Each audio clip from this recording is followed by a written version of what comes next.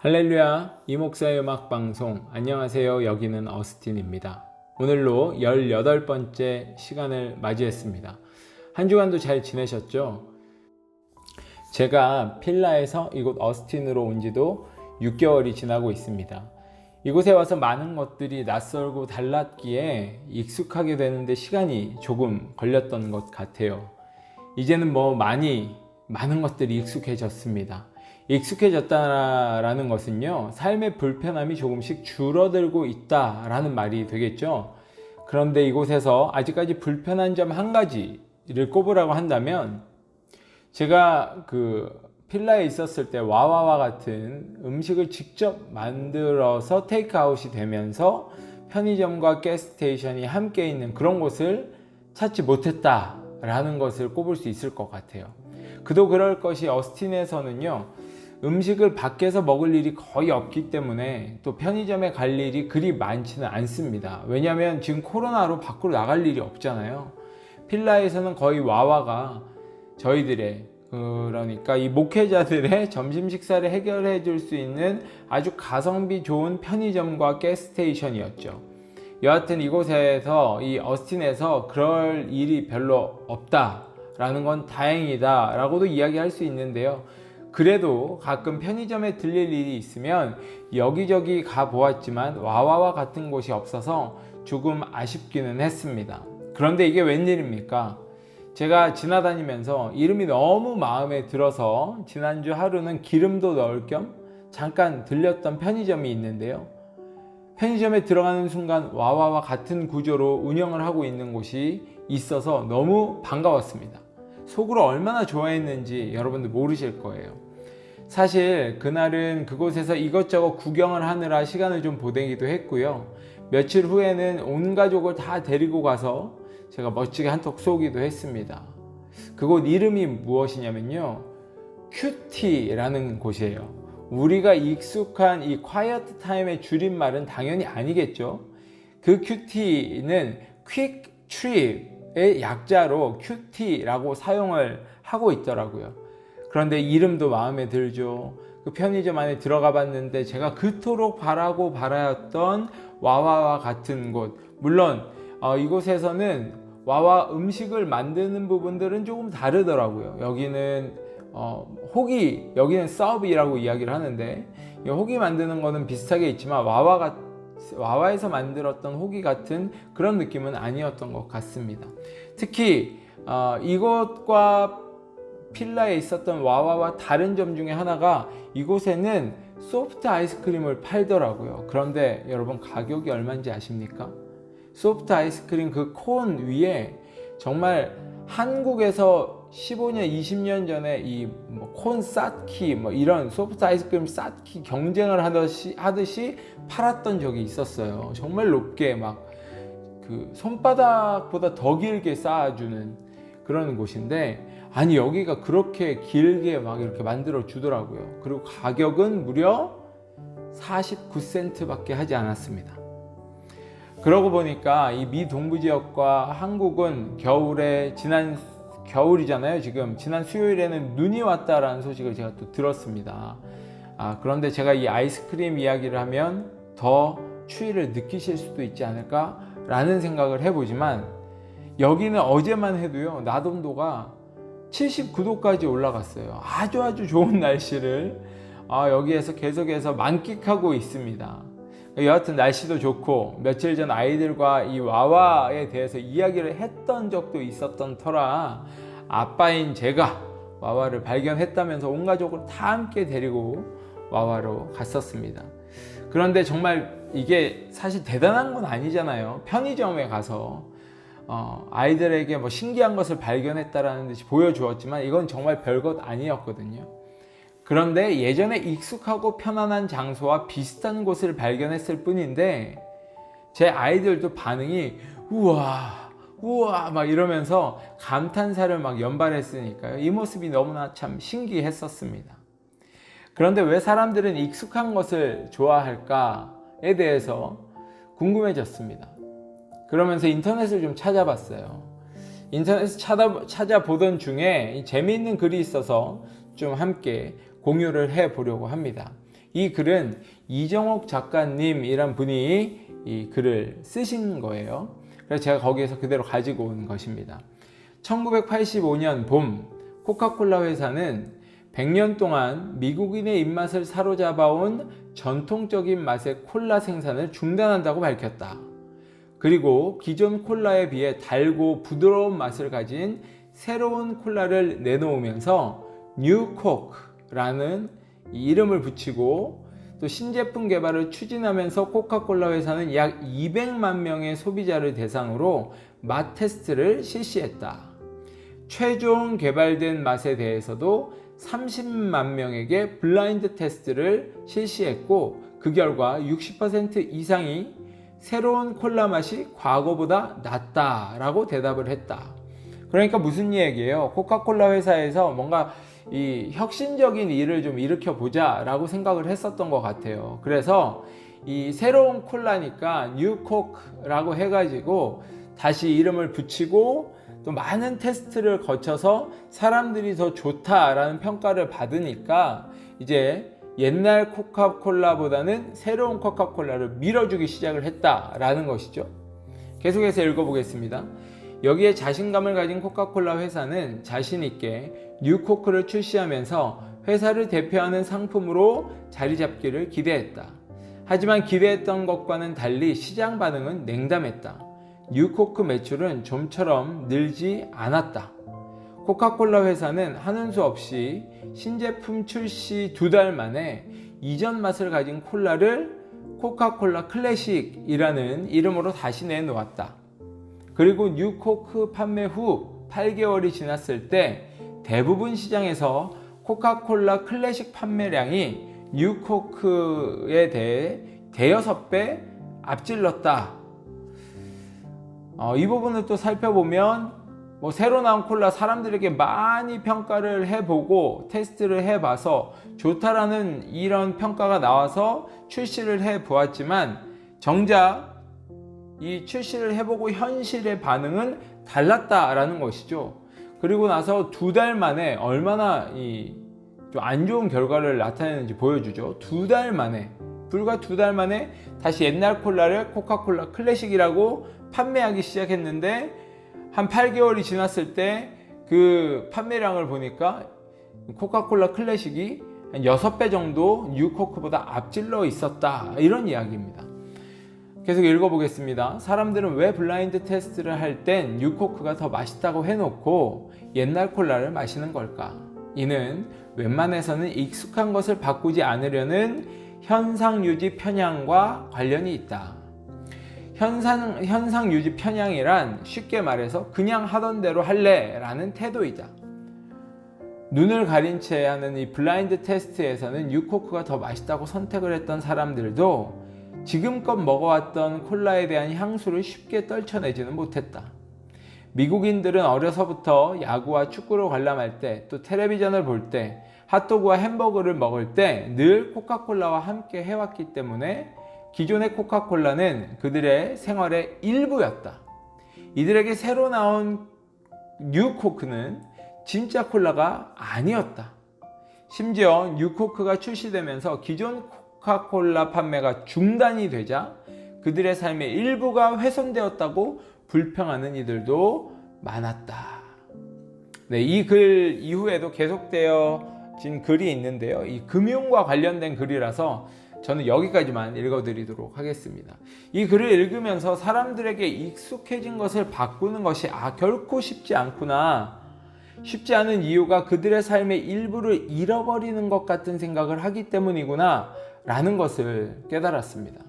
그럼 코로나로 인해서 신앙생활의 일부를 잃어버렸다라고 생각하는 사람들은 평상시에 주님과 함께 동행하던 사람들이구나 라고 생각을 할 수 있겠다, 이런 생각을 해보게 되었습니다. 물론 코로나와 상관없이 어려운 상황 속에서도 더욱더 주님과 가까이 하시는 분들이 많이 계신 것을 알고 있습니다. 이 방송을 보시는 시청자분들은 다 여러 모양으로 주님과 가까이 가기 위해서 지금 이 방송도 시청하시리라고 생각을 하고 있습니다. 저는 스스로를 한번 생각을 해보았어요. 이 예배를 함께 드릴 수 없어서 그런 부분이 안타깝다고 할 수는 있겠지만 어떻게 해서든 성도님들과 함께하고 싶다는 생각 때문에 이렇게 이전에는 생각도 못했던 이 방송을 하고 있으니까 저도 현상유지 편향에 속한 것이 아닐까라는 생각을 해보게 되었습니다. 주님과 가까이 하는 방법은 코로나로 인해서 달라졌습니다. 그렇다고 모든 걸 버리고 새로운 것을 찾는 모습이 아니라 이전의 것들을 어떻게 유지할까라고 하는 클래식 신앙을 되찾자라는 생각을 하고 있으니 익숙한 것을 계속 유지하려고 하는 모습이 아닐까라는 생각을 해보게 되었던 것이죠. 올해가 청교도가 미국으로 이주해 온 지 400주년 되는 해였습니다. 우리의 신앙이 다시 청교도적으로 돌아가서 순수함을 지키는 클래식 신앙을 찾기를 기도해 보게 되더라고요. 여러분들 어떻습니까? 여러분들은 옛날 것들을 그대로 유지하고 계십니까? 제가 말씀드리는 부분은 신앙에 대해서 그렇습니다. 우리가 믿는 믿음의 이 하나님과 가까워지는 친밀감에 대해서 말씀을 드리고 있는 거예요. 그 부분에 있어서는 방법은 여러 가지로 달라질 수가 있었으리라고 생각이 됩니다. 코로나19로 인해서 예배를 드리고 싶어도 드리지 못하는 경우가 더 많이 있으니까요. 하지만 현상유지 편향이라고 하는 이 말, 그냥 하던 대로 할래 라고 하던 이 말, 다시 우리가 새로운 모습으로 새로운 신앙의 색깔을 가지고 뭔가를 새롭게 하겠다, 이것이 아니라 우리가 주님을 만나고 우리가 주님을 찾는 모습은 그대로 유지를 하는 것, 이것을 우리가 한번 생각을 해보아야 하지 않을까라고 말씀을 드리는 것입니다. 한간에 어떤 목사님들은 지금 이렇게 코로나로 인하여서 인터넷으로 온라인으로 예배하는 것이 종교적인 새로운 개혁이다, 이런 이야기들을 하신다고 하는데 이게 종교적인 개혁은 아니잖아요. 사실 우리의 신앙에 관련되어 있어서 종교적인 개혁이 일어난다는 것은, 우리가 옛 신앙을, 종교개혁의 첫 걸음을 내디뎠던 것은 성경에 대해서 잘못되어 있는 부분들을 바르게 잡자라고 하였던 부분인데, 우리가 종교개혁이다 라고 이야기를 해버리면 지금 우리의 신앙이 잘못된 부분이고 그 잘못된 부분들을 새롭게 고쳐가야 된다라고 이야기하는 부분이 되어버리는 것이죠. 그렇게 저는 종교개혁이라는 말이 아니라 우리의 신앙, 주님과의 친밀한 관계는 그대로 유지하되 달라지는 이런 프로그램들, 하나님과 가까이 하는 모습들, 이것이 무엇이 있을까? 과연 그것이 득일까? 실일까? 이 부분을 우리가 좀 생각을 해보아야 하지 않을까라는 것입니다. 분명히 새로운 프로그램에 대해서 득이 되는 부분들이 있을 거예요. 하지만 우리는 그 새로운 프로그램을 통하여서 이전의 신앙들을 어떻게 끝까지 유지할 수 있을까를 고민해 보아야 한다는 것입니다. 여러분들은 어떻게 생각을 하십니까? 제가 맞다, 틀렸다 이렇게 이야기를 할 수는 없죠. 모든 것들은 여러분들의 생각에 따라 달려 있을 것입니다. 하지만 한 가지 변하지 않아야 할 것은 우리가 이 말씀을 보면서 지금까지 가졌던 하나님과 예수 그리스도와 성령에 대한 생각들이 바뀌어서는 안 된다라고 말씀을 드리고 싶습니다. 찬양 한 곡 듣겠습니다. 제이어스가 찬양합니다. 여호와께 돌아가자.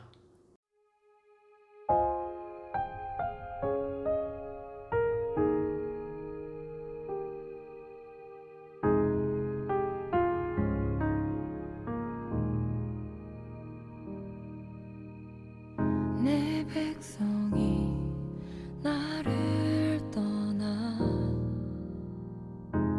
돌아섰지만 내 사랑이 내 백성을 포기 못하니 내 모든 것 내어주고 나 그들을 얻으리라. 여호와께 돌아가자. 우린 돌아서도 그는 변치 않네. 여호와께 돌아가자. 우린 넘어져도 그 사랑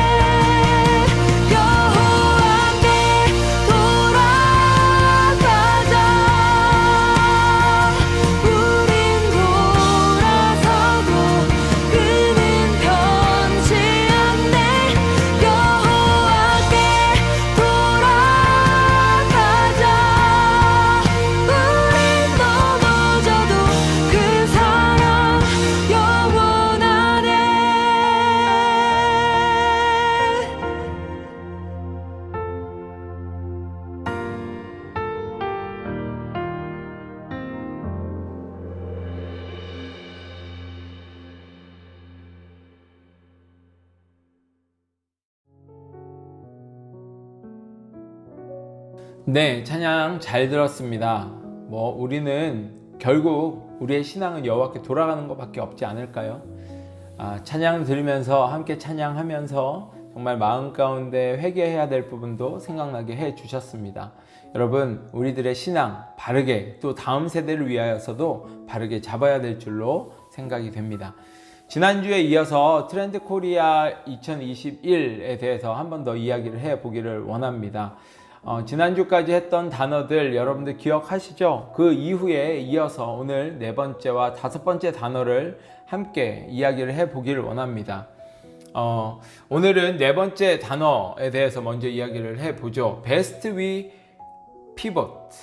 한국말로는요, 거침없이 피보팅이라고 표현을 했더라고요.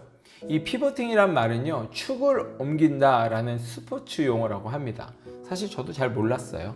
하지만 코로나 이후 또 사업의 이 전환을 일으키는 중요한 경제 용어가 이 피보팅이라는 이 단어가 되어버렸다라고 하더라고요. 제품과 전략, 마케팅 등 경영의 모든 국면에서 다양한 가설을 세우고 끊임없이 테스트하면서 그 방향성을 상시적으로 수정해 나가는 일련의 과정이 이 피보팅이라고 하는 것입니다. 빠른 속도로 변하는 시장을 상대하기 위해서는요, 이 거침없이 피보팅 해야 한다라는 것을 강조하기 위하여서 이 단어를 선택했다라고 하더라고요. 특별히 코로나로 인해 갑자기 영업을 중단하는 일이 많이 생겼습니다. 그래서 이 망하지 않게 하기 위해서는 이 기업들은 강제로 피봇을 할 수밖에 없고요. 이는 어느 누구도 피해갈 수 없는 이 단계가 되었고 단어가 되어버렸다라고 이야기를 하더라고요. 거침없이 피보팅을 해야 하는 것은요, 단순히 기업이나 사업체들만 이야기하는 것은 아닌 것 같습니다. 교회의 현실을 보면 분명히 빠르게 전환해야 할 부분들이 있다는 것을 느끼죠. 제가 알게 된 지인 한 분은요, 미국 교회를 다니는 분인데 그 교회 또한 커뮤니티 중심의 교회라서 자건물은 없었고 건물을 임대해서 예배를 드리고 있었다라고 합니다. 그런데 상황에서 코로나로 인하여서 함께 모이지 못하게 되어버렸고, 임대는 하고 있었으니까 당연히 렌트 비용은 큰 문제가 되었겠죠. 결국 그 교회의 문은 닫을 수밖에 없었다라는 이야기를 들었습니다. 이런 교회가 미국과 한국, 제가 알고 있는 분들만 해도 여럿이 된다라는 것이에요.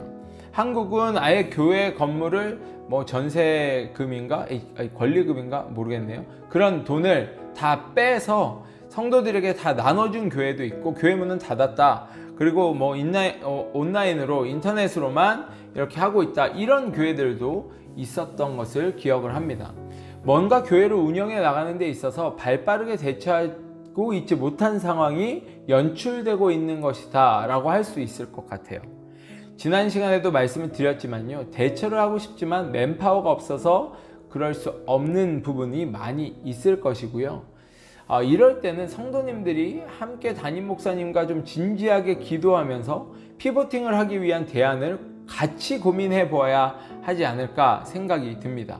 코로나로 이 성도와 담임 목사님과의 이 만남이 더 멀어져 버리지는 않았습니까? 더 멀어진 교회들이 많이 있는 것 같아요. 신앙을 잘 지키기 위해서 지금의 상황에서 어떻게 준비해야 하는지에 대한 소통의 시간이 절대적으로 필요한 것이죠. 그와 더불어 분명히 목회자들과 성도들과의 헌신이 이전보다는 더 필요하게 된다라는 것입니다. 신앙을 지키기 위한 이 헌신이 필요한 것이다 라는 것이죠.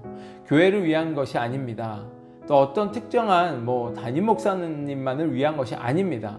하나님 나라를 위한 것, 우리의 신앙을 위한 것이다 라고 말씀을 드리고 싶고요. 그렇기 때문에 목회자들과 성도들이 함께 헌신해서 이 코로나를 극복해야 되지 않을까 라고 말씀을 나누고 있는 것입니다.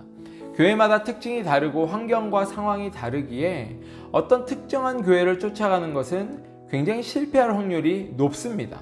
하지만 성도들과 목회자들이 심각하게 이야기를 나누면서 피보팅에 대한 분명한 이유와 해결점을 찾아간다면 우리 교회 안에서 일어나는 상황에 접목을 시켜서 충분히 코로나19의 상황은 더 큰 기회가 될 수 있을 것이다 라고 생각을 해본다라는 것이죠. 2021년 이 트렌드가 될 단어, 이 네 번째 단어를 우리가 함께 살펴보면서요, 이 거침없이 피보팅이라는 이 단어가 교회에서 굉장히 생각해 보아야 할 단어다라는 것을 깨닫게 되었던 것입니다. 여러분의 교회 이미 늦었다라고 생각하는 교회가 있습니까? 절대 그렇지 않아요. 지금부터 시작을 하면 2021년 우리가 어떻게 맞이할 것인가, 오늘 당장 오늘 너무 늦었다면 내일이라도 여러분 함께 성도님들과 목회자들과 만나서 이 거침없이 피보팅하는 이 경제를 통하여서 교회도 어떻게 피보팅을 해야 되는지를 함께 나누어 보시면 좋은 해결 방안이 있어서 더 큰 기회가 될 수 있을 것이다. 감히 한번 말씀을 드려 봅니다. 2021년 트렌드가 될 단어 5번째는요, 무엇이냐면 on this roller coaster life, 이거라고 이야기를 하더라고요. 롤러코스터 타듯이 즐기는 삶, 롤코 라이프라고 한국말로는 이야기를 했었습니다. 롤코 라이프, 이것이 무엇일까요? 이 롤러코스터 다들 아시죠? 놀이동산에 가면 이 막 위로 솟았다 아래로 내려왔다 하면서 타는 이 놀이기구 있잖아요. 마치 인생의 굴곡을 보는 것 같은 그런 기구죠. 아찔한 속도감과 또 짜릿한 재미가 특징인 이 롤러코스터는요, 오늘날의 이 돌발적인 G세대 이 라이프 스타일과 굉장히 닮았다 라고 말을 하고 있습니다. 이들의 특징을 기록을 해 놓았는데요, 이들의 특징이 무엇이냐면 유행하는 이벤트나 또 챌린지에 막 열광을 하고 상식적인 예측의 범위를 넘어서는 이 짧은 변주와 이색적인 콜라보레이션을 환영하는 분위기다. 아무리 재미있어도 다 즐기고 나면 미련 없이 하차하고 또 다음 놀거리로 갈아타는 그런 세대다. 또 이같이 롤러코스터 라이프를 사는 롤코족은 더 이상 변덕스러운 젊은이들이 아니라 시장의 주요 플레이어가 되고 있다. 따라서 100% 완벽한 마케팅보다는 재빠르게 치고 빠지는 숏캐팅이 중요해졌다라고 이 책에서는 이야기를 하고 있습니다. 이게 무슨 말일까요? 좀 생각을 해봤는데 이 G세대, 요즘 이제 세대를 G세대라고 이야기를 많이 하는데 그들의 인생의 이 라이프 스타일이 어떻게 변하고 있냐면요, 어떤 막 유행을 따라서 모두가 다 확 이제 따라가기는 하지만 이게 한도 끝도 없이 그 유행을 타는 게 아니고요, 유행을 딱 탔다가 본인이 여기까지만 하면 될 것 같은데 라고 하면 과감하게 남들은 다 유행을 따라가고 있어도 본인은 하차한다라는 거예요. 그리고 본인이 좋아하는 다른 걸로 갈아탄다 라는 말을 하고 있는 것입니다. 결국은요, 본인들이 생각하고 판단하여서 내가 좋다, 저거 좋을 것 같은데 라고 생각하면 그것을 따라가는 것이죠. 그것을 하는 것이 되어버리는 것입니다. 그런데 문제가 무엇이냐면 예전에는 유행을 많이 쫓아가는 그런 부분에 기업들이 투자를 했단 말이에요. 그런데 이제는 그런 부분에 투자를 하는 것이 아니라 그 유행을 따라서 가는 것 말고 그 유행을 따라서 준비하는 것이 100%의 완벽한 마케팅이다 라고 한다면 재빠르게 그 마케팅은 이제 예전 것이 되어버렸으니까 새로운 마케팅을 준비하여서 또 다음 이제 놀이터로 넘어올 많은 세대들을 미리 준비해 놓아야 된다. 이런 이야기가 이 2021년 트렌드가 될 5번째 단어인 On this roller coaster life라는 것입니다. 사실 저는 이 부분을 읽으면서요, 좀 어려웠어요. 또 교회에서 무엇을 적용해야 할지에 대해서 잘 모르겠더라고요. 그런데 어느 날 제가 유튜브 채널을 좀 봤는데요, 기독교 컨텐츠를 하시는 분인데 이 크리스찬 연애, 특별히 크리스찬들이 알아야 할 만남에 대해서, 또 어떻게 연애해야 되는지, 또 신랑을 위한, 신부를 위한 기도의 리스트들은 무엇인지, 이런 제목들을 가지고 유튜브 채널을 하고 있는 분, 특별히 많은 인기를 얻고 있는 분을 제가 보게 되었습니다. 그 채널을 보면서요, 요즘 크리스찬 청년들의 이 신앙도 어쩌면 롤코 신앙이 될 수 있겠구나. 그들이 원하는 신앙생활, 그들이 궁금해하는 신앙생활이 있고 신앙생활을 마치 유행처럼 하고 있는 것이 있구나 라는 것을 생각하게 되었습니다. 그런데 이 유행처럼 신앙생활이 번지고 있다면 이 유행에 맞게끔 준비를 미리 해 놓아야지 일단은 들어오게 한다라는 것이죠. 그들이 이 신앙 안으로 들어와야지 그들과 대화를 하고 그들과 함께 이 무엇을 쫓아가야 되는지를 이야기를 해줄 수 있잖아요. 그래서 미리미리 좀 준비를 해야 되는 부분들이 있구나, 이 유행처럼 번지는 것이 문제가 될 수 있겠네 라고 생각을 했었는데, 또 생각을 해보니까 저희 시대도 유행에 따라서 이 신앙생활이 색깔이 변하는 적들이 있지 않았을까 라는 생각을 해보게 되었습니다. 무슨 말이냐면요, 제가 중고등학교 때에는 뭐 찬양을 예를 들면 뭐 주찬양, 뭐 전하세 예수 이런 워십팀들이 있었고요. 뭐 그 찬양팀으로서는 이 찬양팀들이 탑을 달렸었죠. 그런데 이제 대학생이 제가 되면서 이제 CCC로 넘어오고 또 YWAM 예수전도단으로 많이 넘어왔어요. 앨범도 다 그런 앨범들, 워십 앨범들을 많이 샀었죠. 그러다가 또 시대가 또 시간이 몇 년 지나고 10년 정도 지나니까 어노인팅, 또 마커스, 또 제이어스, 요즘 또 아이자야 61, 또 윌러브 등 이런 찬양팀들의 이 분위기가 많은 흐름을 타고 있구나 라는 것을 깨닫게 되었습니다.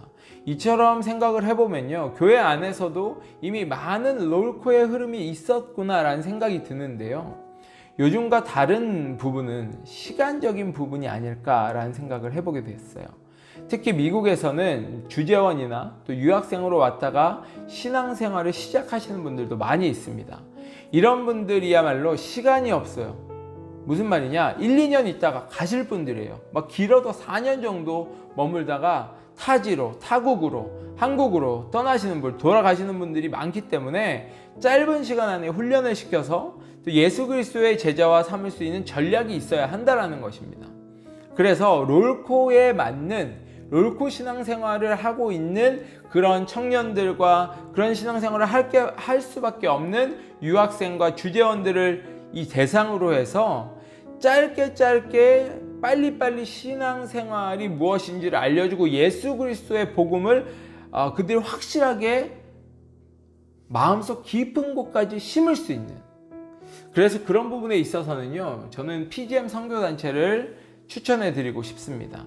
이 PGM 선교단체는 pgmusa.org 여기로 들어가 보시면 아는데요, 이 단체는 대학생이 되기 전에 12학년 이 학생들을 집중 훈련시켜서 대학생 선교사로 파송을 하는 프로그램도 갖춰져 있고요. 또 단기적으로 왔었을 때 선교사 훈련을 할 수 있는 그런 프로그램도 다 준비가 되어져 있습니다. 물론 선교사를 꼭 나는 해야겠다라는 것이 아니라 선교 훈련을 선교사가 뭔지를 좀 알고 선교가 뭔지를 좀 알고 싶어서 선교 훈련을 받고 싶다라고 하시는 분들에 대한 프로그램도 이미 다 준비가 되어져 있습니다. 이런 부분들을 각 교회가 받아들여 보면요, 롤코 신앙 훈련법이 만들어지지 않을까라는 생각이 들기도 합니다. 이 PGM 선교단체는 이 교회를 교회답게, 그러니까 하나님이 원하시는 선교의 제4물결을 통하여서 이제 선교가 1물결, 2물결, 3물결까지 이제 공식적으로 다 공식화되었는데, 이 PGM 선교단체를 만드셨던 이 국제 대표주죠, 호성기 목사님께서 PGM 선교의 제4물결이라는 책을 출판을 하시면서 새로운 시대의 새로운 선교의 전략들을 내놓으셨단 말이에요. 그런데 이것을 따라와야 된다라는 것이 아니라, 너희가 와서 배워야 된다라는 부분이 아니라, 각 교회에서 정말 교회의 본질을 회복하기 위하여서는 이런 선교의 전략을 가지고 해야 되는데, 잘 모르는 교회가 있으면, 필요한 교회가 있으면 직접적으로 이제 강사님들이 가서 훈련을 시키고, 요즘은 또 줌을 통하여서도 훈련을 시켜서 롤코 신앙의 훈련법들에 대해서 잘 대처할 수 있도록 이미 준비가 되어 있는 그런 선교단체다라고 저는 설명을 드리고 싶습니다. 처음에는요, 롤코라이프가 교회와 별 상관이 없다라고 생각을 저는 분명히 이제 책을 읽으면서 했었는데, 또 여러 가지 생각을 해보니까 의외로 교회에서 준비하고 대처해야 할 필요성이 있는 트렌드 단어구나라는 생각이 들더라고요. 사실 저는 전문가는 아니죠. 목회적인 입장에서는 충분히 제가 고려를 해보고 전복을 시켜보려고 애쓰고 노력하고 있는 부분은 있습니다. 하지만 교회를 개척하고 있는 이 시점에서 다음 세대들을 향한 전략이 분명히 달라져야 함을 제가 느끼고 있기 때문에, 특별히 다음 세대라고 하면은요, 우리가 청년들 뿐만이 아니라 30대, 40대까지도 우리가 생각을 해 보아야 한다라는 것이에요. 그렇기 때문에 이런 자꾸 교회가 프로그램과 다음 세대를 어떻게 준비해야 되나, 이런 새롭게 코비드-19 이후에 맞이할 이 성도님들, 또 신앙을 어떻게 이끌어줘야 되나, 이 부분을 계속 생각하고 있는 것이죠. 여러분, 한 목회자가 그냥 개인적으로 생각하는 것에서 그치지 않았으면 좋겠습니다. 여러분들의 가정이 교회고요. 여러분들의 이 가정을 통하여서 여러분들의 자녀들이 신앙을 어떻게 가지고 갈 수 있는지, 이제 마지막 세대입니다. 이 마지막 시대예요. 마지막 시대, 예수 그리스도가 다시 오실 날 얼마 남지 않았어요. 이런 상황 가운데서 세상은 점점 악해져 가고 있어요. 지금 뭐 인도인가요? 거기에서 원인 모를 전염병이 일어나서 지금 난리가 났잖아요. 여러분 뉴스 보셨습니까? 이러는 상황 가운데 뭐 또 경제적으로는 전쟁이 일어난다. 미국에서도 지금 대선으로 인하여서 이것은 전쟁이다. 뭐 계엄령에 대해서도 막 이야기하는 부분들이 있고요. 이미 막 중국과 미국의 이 관계가 안 좋다. 그리고 구글에서는 심지어는 뭐 이 대선 관련해서 그 뭐라 그러죠? 그 잘못된 부분이 있다라고 이야기하는 이런 유튜브 영상들은 다 이제 삭제, 다시 검토해 보겠다, 뭐 이렇게 이야기까지 하고 있는 그런 상황에 처해져 있습니다. 난리가 난 거예요. 성경의 마지막 때의 모습들이 이런 때를 지나야지 마지막 때가 온다고 했기 때문에 지금 혼란스러운 이런 때에 마지막 때를 준비하고 있는 것 아닐까, 이런 생각을 해보게 됩니다. 여러분들도 이런 생각을 하셔야 된다는 거예요. 그래서 다음 세대들을 어떻게 해서든 여러분들은 믿음으로, 신앙으로 돌봐야 된다는 거죠. 유산을 물려주어야 된다는 거죠. 여러분, 우리가 분명히 생각해 보아야 할 그런 트렌드의 단어입니다. 교회에서 심각하게, 또 가정에서 아주 심각하게 생각을 해 보아야 한다는 거예요. 여러분, 그냥 넘어갈 단어는 아닌 것 같습니다. 찬양 한 곡 듣겠습니다. Will Love가 찬양합니다. 시간을 뚫고.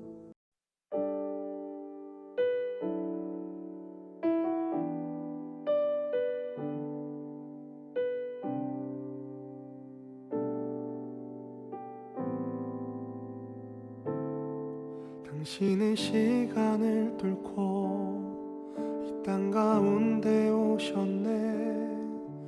우리 없는 하늘 원치 않아 우리 삶에 오셨네. 자신의 편안 버리고 우리에게 평안 주셨네. 가장 낮은 자의 모습으로 우리 삶에 오셨네.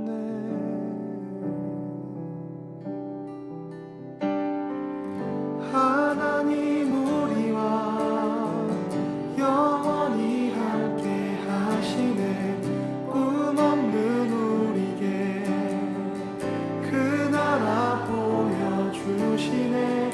연약한 자들의 친구가 되어 주시네.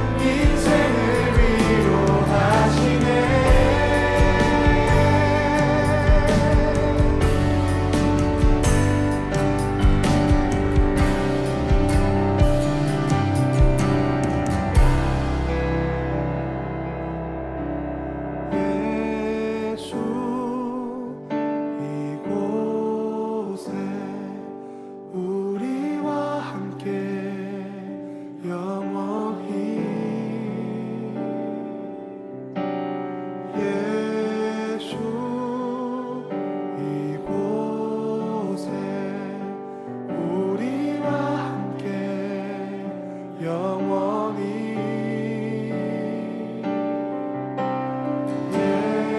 예수 이곳에 우리와 함께 영원히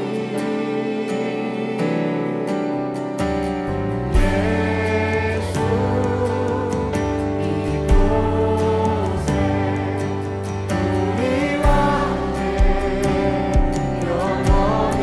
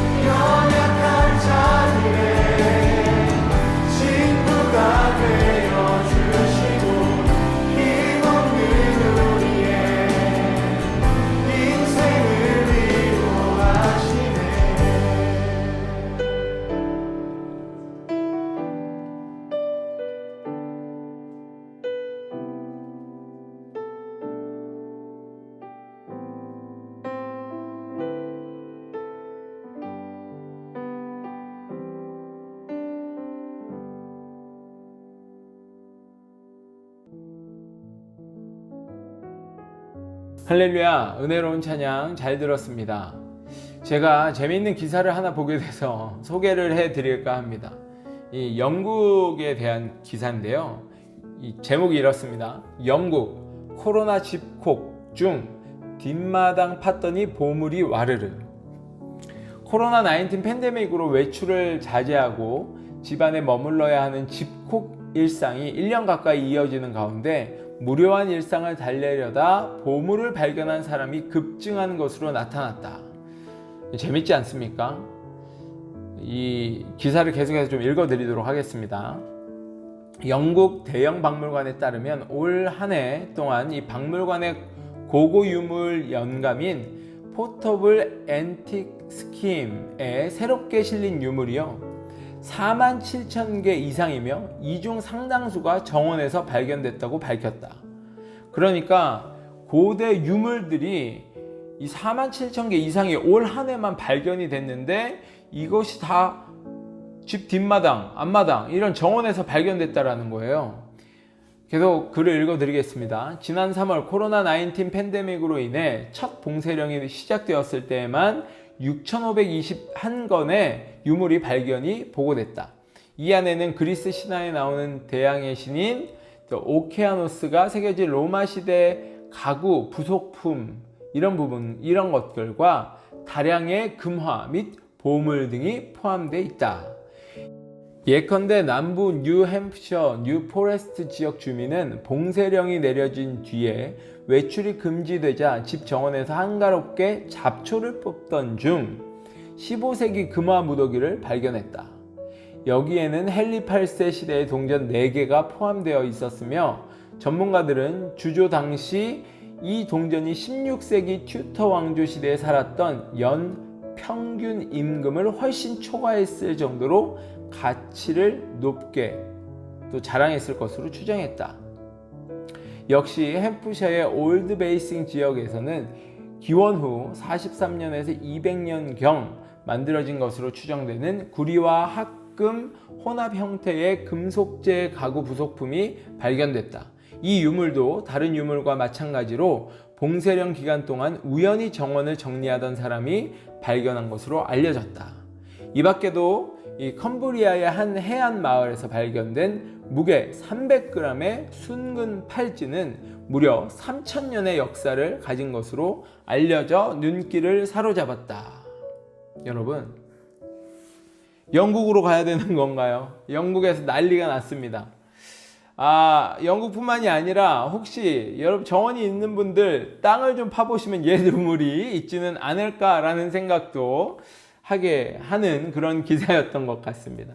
신기하고 재미있는 신문 기사가 여러분에게 좀 소개를 해드리면 좀 즐거움을, 또 혹시라도 여러분들 정원을 한번 파보게 되지 않을까라는 생각에 이렇게 영국의 기사를 좀 나누어 보았습니다. 네, 이 기사는요, 영국에서 쓰여졌겠죠. 근데 한국 신문을 보고 제가 거기에 나와 있던 기사 그대로를 읽어 드린 부분입니다.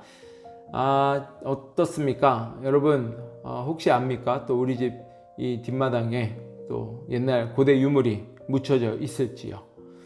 찬양 한 곡 더 듣겠습니다. 아이자야 61의 찬양입니다. 내 주를 가까이.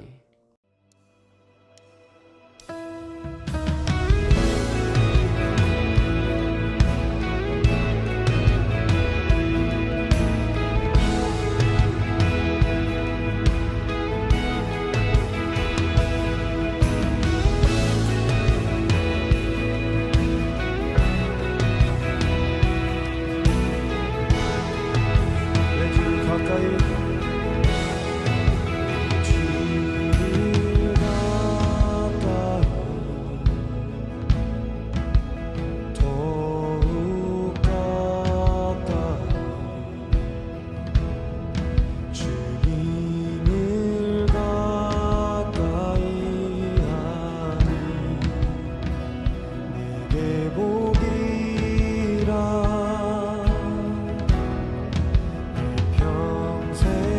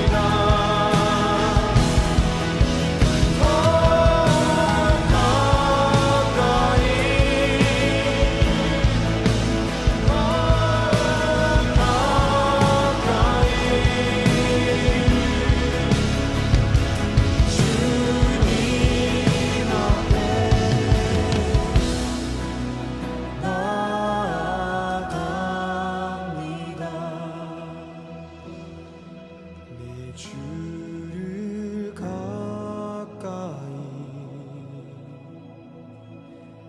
더욱 가까이 주님을 가까이 함이 내게 복이라 내 평생 소원은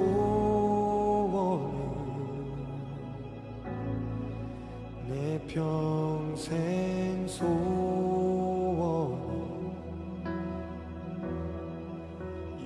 영원한 주의 나라 안에 사는 것.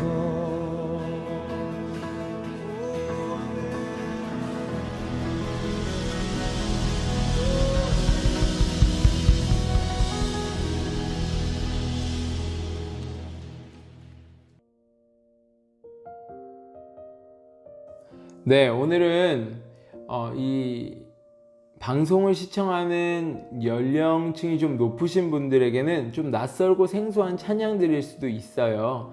그런데 요즘에 또 트렌드에 대해서 지금 계속해서 이야기를 드렸잖아요. 그래서 요즘 트렌드에 또 이런 젊은 이들이 함께 찬양팀을 만들어서 또 하나님께 영광을 돌리고 있고, 이 부분에 있어서 찬양을 통하여서 그들의 신앙을 고백하고 있는 부분들을 함께 나누고 싶어서 이렇게 새로운 찬양팀들을, 그리고 새로운 찬양들을 소개해 드렸습니다.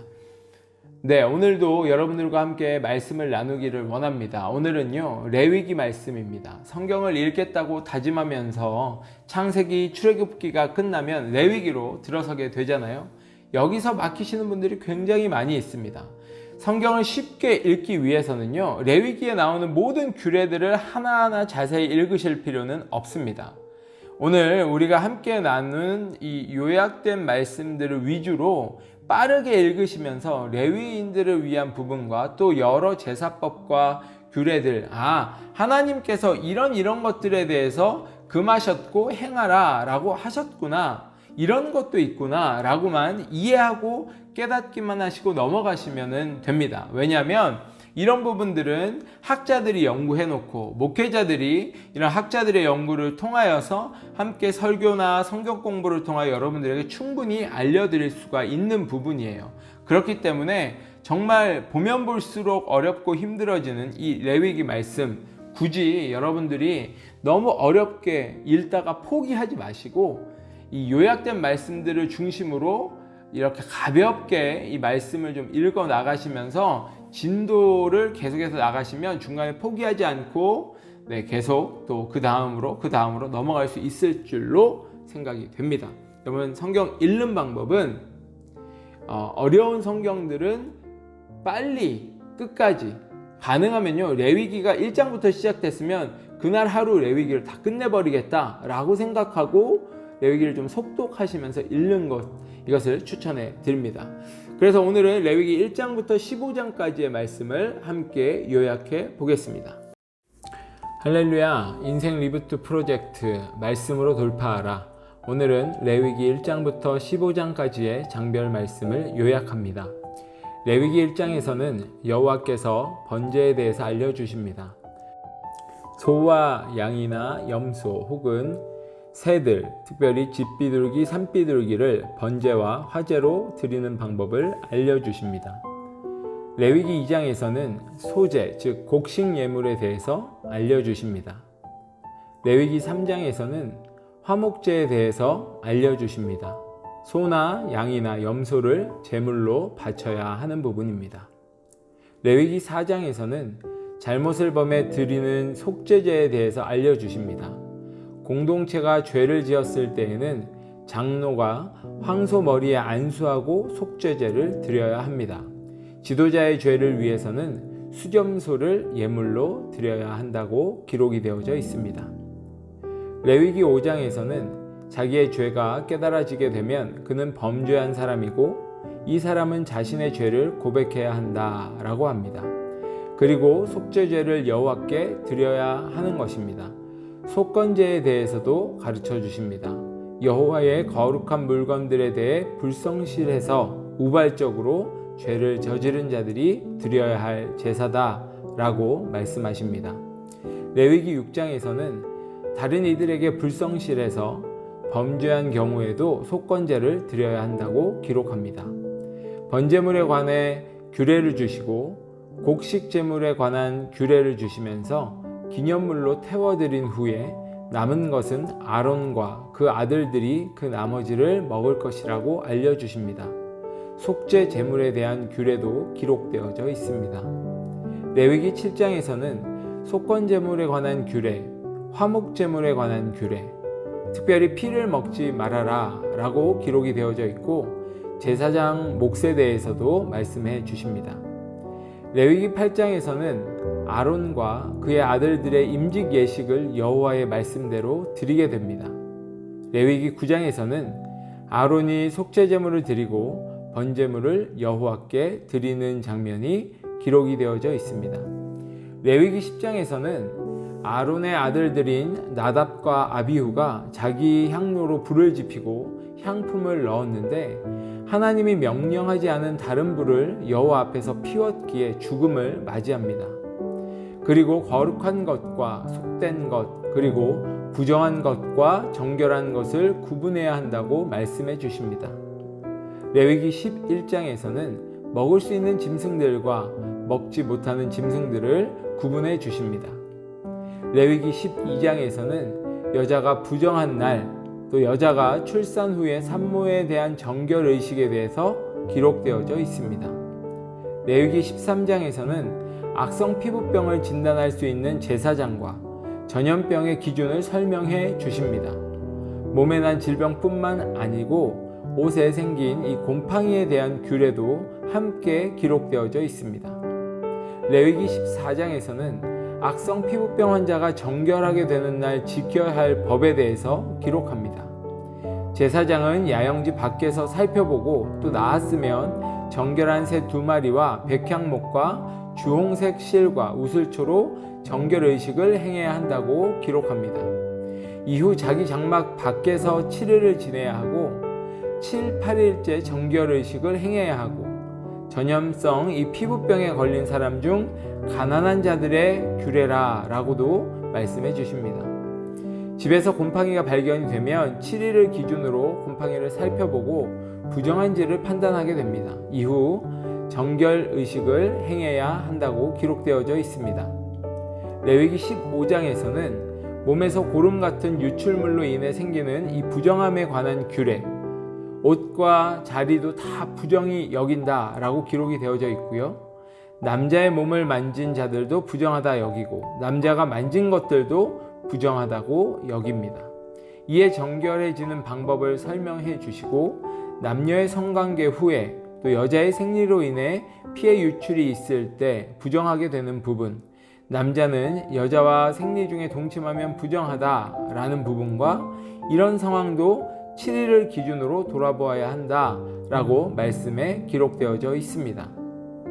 오늘 우리는 레위기 1장부터 15장까지의 말씀을 요약해 보았습니다. 네, 어느덧 이복사의 음악방송 18번째 시간도 오늘 마무리를 해야 할 것 같습니다. 여러분, 시대는 변하고 있습니다. 하지만 우리의 신앙은 절대 변하면 안 됩니다. 우리의 신앙의 변화를 어떻게 볼 수 있을까요? 지금 내가 무엇에 신경을 쓰고 있는지를 보면 알 수 있을 것 같습니다.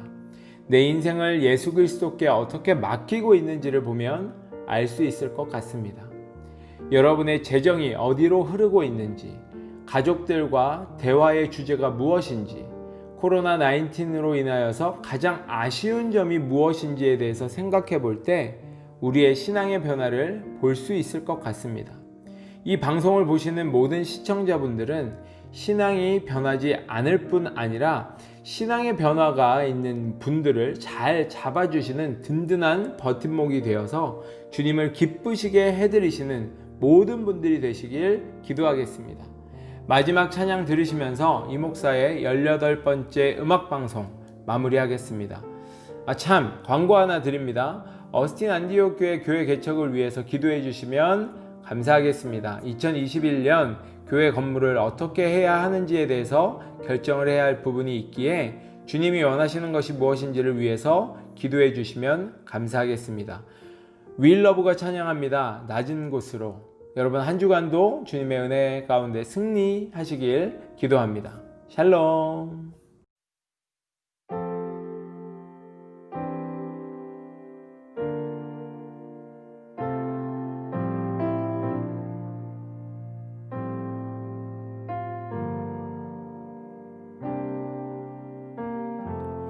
우리의 섬김이 더 낮은 곳으로 우리의 고백이 더 낮은 곳으로 쓰러져 있는 그들을 향해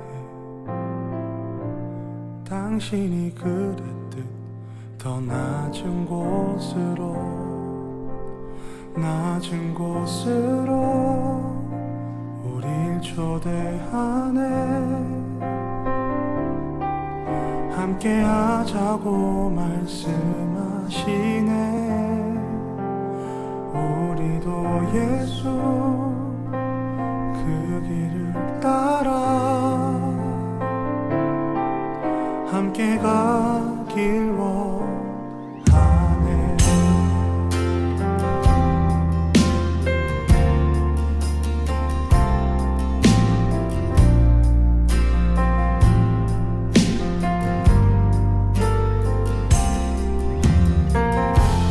우리의 섬김이 더 낮은 곳으로 우리의 고백이 더 낮은 곳으로 쓰러져 있는 그들을 향해 당신이 그랬듯 더 낮은 곳으로 낮은 곳으로 우릴 초대하네 함께 하자고 말씀하시네 우리도 예수 그 길을 따라 함께 가길 원하네 주님이 우리와 함께 하시네 십자가 피 흘린 예수의 손으로 모든 아픔을 위로하시네 우리에게 보여주셨네 주님이 우리와 함께하시네 십자가 피 흘린 예수의 손으로 모든 아픔을 위로하시네 우리에게 보여주셨네 주님이 우리와 함께 하시네 십자가 피 흘린 예수의 손으로 모든 아픔을 위로하시네 우리에게 보여주셨네